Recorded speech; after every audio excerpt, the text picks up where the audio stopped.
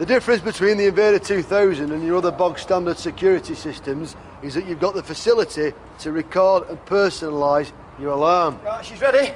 Yep. Gonna give her a go. That's it. Aye. Arming the Invader. Activate. Activate. Just flick the switch. What? Flick the switch. Flicking the switch.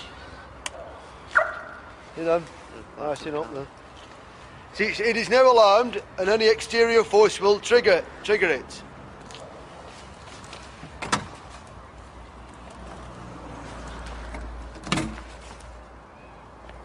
It's new, it'll need tweaking. Maybe if you...